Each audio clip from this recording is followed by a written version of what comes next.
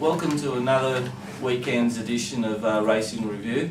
Firstly, we'd like to welcome back Matty Zametz, who's back from intensive care. Yeah, he's fit and fighting and looking well again. And got a couple of cushions. It's wonderful to have you back, mate. We missed you last week. I appreciate that. They told me the show missed something, so glad to be back. The X Factor was missing, certainly, and of course Suman Hedge, and bloodstock manager for Iskander Racing. That's right. So we're glad to have these. We'd like to have the three amigos back in force today. So we'll start off today with the review of the Melbourne Cup. It was a surprise result for some, obviously, with Viewed winning, giving Bart his 12th Melbourne Cup and his 250th Group 1 winner. So do you want to lead us off on this, Matthew? Sure. Look, I suppose we're all going to keep this brief. It's a good few days now since the race, but look, for what it's worth, my thoughts were, look, certainly didn't pick the winner. I wasn't. I wasn't a fan of Viewed. It was hard for me to come into him with his placings. I think he was unplaced in all four starts leading up to it. But he was quite unlucky in most of them. So if you were a supporter of his, I'm sure you would have probably stuck solid. But for me, he's never really been one of my horses. Look, fantastic run by him. Really showed some great turn of foot. Sort of halfway down that straight. I think most probably just turned away, sat back in their seat, and thought, well, I'll tear up my tickets. This race is over. Because he just showed a real blistering turn of foot there at the end of a really tough run, 2 miles. So I think this horse is a genuine stayer, as he proved. A Brisbane Cup winner in the winter. And had the Bart Cummings polish, which is well documented to be the right polish for a Melbourne Cup. Aided by a good rider, I thought, Blake Shin. A Sydney jockey there and a Sydney horse. Really, I guess. Was the they all tone come to of the fore at Flemington, didn't they? The tone of the spring carnival there at Flemington. The Sydney people just ran away with most of their bigger races. Look, behind him, I thought Bauer's run was absolutely sensational. Brawn, yeah, we've crowned him as Brawn, haven't we? Fantastic run. I thought it was brilliant. The horse. Look, I never thought the horse was going to get there. I could, as close as he was getting, I thought, he's just going to miss. But the amount of ground that he had to make up on Viewed was amazing. So for him to get so close, it was a brilliant run. And I noticed on the front page of the Herald, they're saying he actually ran a quicker time than Viewed. So I figured that one out. I'm not sure how that all works, but good run by him, and I'm sure he'll be back for another tilt at the Cup. Very unlucky, the Commandis. They deserve a win soon. They've shown themselves to be in a very astute camp that know what this race is about, know what horse they need to bring. And I'll certainly give another mention to the third place getter, Sailor Gare. The only one in the top 3 that I sort of had any form of money on. I felt it was a bit of deja vu when I got off Efficient last year after the Cox Plate. Didn't want to get off this horse, so I stuck solid. He certainly finished off the race very strongly and gave me the indication that you want to be on him in next year's Melbourne Cup, I feel. He'll be the sort of horse that Williams won't give too many races in the autumn. He'll put him away quite quickly. He won't move up in the weights too much, and he'll just be set for one race and one race only. And I think he definitely has the ability to win the Melbourne Cup next year. He'll be a more seasoned 5-year-old by then.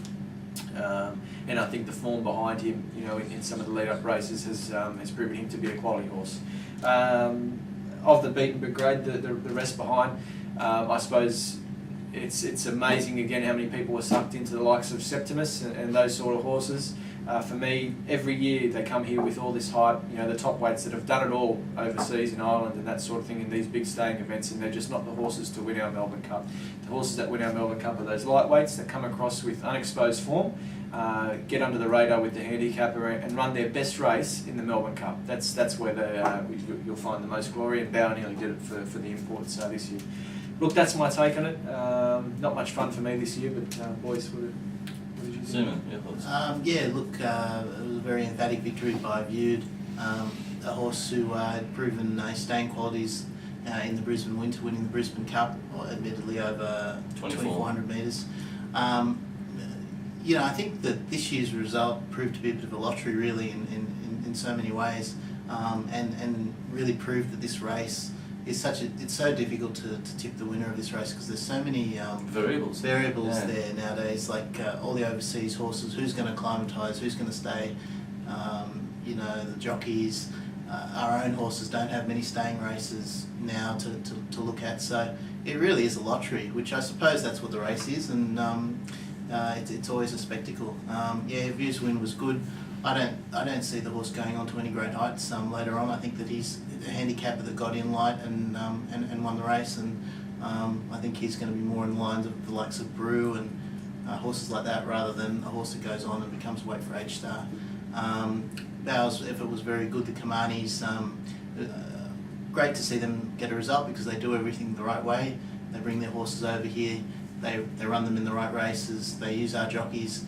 They try to win the race, knowing all the variables that are needed to win it, and they've come very close. And hopefully they'll win one eventually, because they certainly go about it the right way. Coolmore probably have learnt a valuable lesson from this. That you need to bring the right sort of horse, and probably need to give it a run before running it in the Melbourne Cup.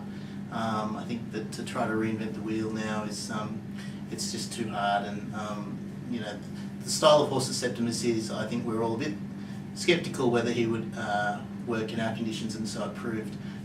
Their tactics during the race were ridiculous. I'm sure Arvo, you'll talk about that. For mine, the other runs of the race of interest, Sailor Gare's run from a future point of view is the best run. I think he's the horse that's got the most staying potential. He's a lightly framed horse, and with a little bit more maturity I can see him coming out and being a real force in all our staying races in the autumn and in the winter. In spring, I expect them to only give him a very light autumn, as they've done with... the stable's a bit that way, aren't they're like that. The other thing to take out of this is you cannot take anything seriously that comes out of the Lloyd Williams camp. They just fox with the media the whole way through. So I think if you take any quotes from them to heart, you're a fool, because they just they do their own thing, and you've just got to take it on merit. The only other horse I'll talk about in the Cup was Zipping. I thought Zipping's run was excellent and very unlucky.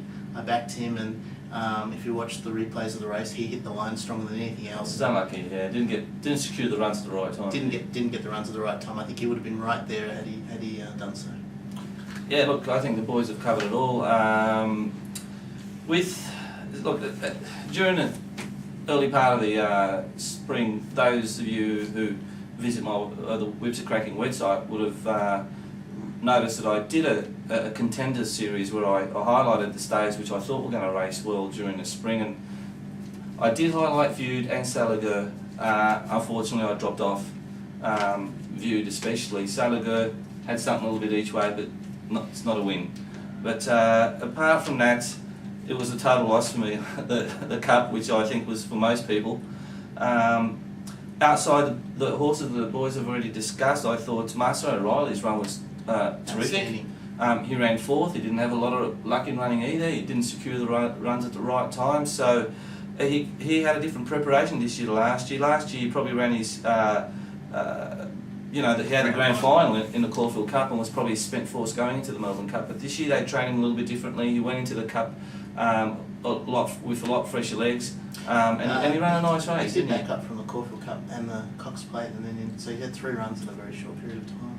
He did, however, like going into last year's Melbourne Cup, he had to qualify, so he had a number of runs going into it. Yeah, like staying. Whereas I think it was a lot more lighter preparation. Yeah, he ran the week before the Caulfield Cup last year, and then the Caulfield Cup as well. And the Cox Plate probably didn't count this year. Yeah, it did. Well, it was a sit and sprint. So yeah, for those horses like Master O'Reilly and Viewed and that, which didn't really race real well, but it was run differently. The overseas horses, overseas jockeys, crazy.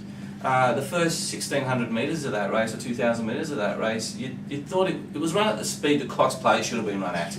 It was ridiculous, and if they were any hope at all, the chances were negated by the fact that they went so fast. But the other thing I will say quickly is that it looked like team riding, which was it was such a bad look for the race, with the three of them just firing out. If they were going to have, which was Chapel Hine was going nuts for 2 weeks talking about this, and she's crazy. She's a bit. Yeah, she's a bit nuts. Yeah, but man, I heard some people on the radio who know what they're talking about, saying the horse is walking around like he's stepping on hot coals. And she maintained the whole time, and making some derogatory remarks about these vets who actually have got everybody else's best interests at heart, as well as the horses. Yeah. And she's carried on like a good. Well, the thing is, I think the Lloyd Williams camp now can take a massive second spot to Chapel Hine with her what she has to say. Oh, they But threw the yeah, toys out as well, didn't they? yeah, unbelievable that. But I think we've said enough for the Melbourne Cup. One thing I just want to say. Sorry, go ahead. Yeah, just want to congratulate Mark Cummings. Oh, he's Enormous, doesn't he? Like, he's how does he living do it? legend, mate. Amazing. All right, I think that's it for the Melbourne Cup.